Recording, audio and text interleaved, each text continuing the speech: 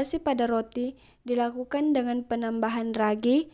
Ragi untuk roti dibuat dengan Saccharomyces cerevisiae yang dapat mengubah gula menjadi gas karbon dioksida. Untuk pengembangan adonan roti, selama fermentasi, enzim pada ragi akan bereaksi dengan pati dan gula untuk menghasilkan karbon dioksida. Adapun tahapan proses pembuatan roti tawar, yang pertama pemilihan bahan baku. Setelah pemilihan bahan baku dilakukan penimbangan bahan baku. Setelah itu dilakukan pengadukan atau mixing. Lalu adonan diistirahatkan selama beberapa menit sampai adonan mengembang. Setelah itu dilakukan pemotongan dan penimbangan adonan atau cutting and dividing. Lalu dilakukan pemeriksaan menengah. Setelah pemeriksaan menengah selesai, dilakukan pembentukan pada adonan atau molding.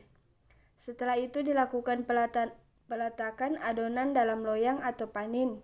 Lalu dilakukan pemeriksaan akhir. Setelah pemeriksaan akhir, dilakukan pemangganan atau pengovenan pada adonan roti tawar. Setelah itu, pengeluaran dari loyang atau depaning.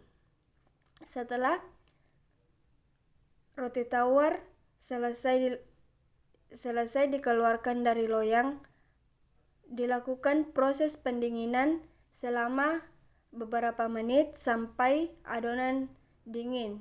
Setelah itu dilakukan pengemasan pada roti tawar yang telah jadi. Tahap fermentasi pada roti. Yang pertama peragian atau bulk fermentation. Tahap ini disebut juga fermentasi awal yang dilakukan sebelum adonan dibentuk. Pada tahap ini, ragi atau yeast mengkonsumsi gula untuk menghasilkan gas karbon dioksida yang penting untuk membuat rangka gluten pada adonan roti nantinya. Yang kedua, tahap menguleni atau folding. Tahap ini bertujuan untuk mencampur adonan dengan cara diuleni. Tahap ini membantu mengembangkan struktur gluten, meratakan kembali ragi dan gula, dan mengatur suhu adonan. Tahap menguleni biasanya dilakukan 30 menit setelah tahap peragian. Yang ketiga, pembentukan adonan atau shaping. Tahap ini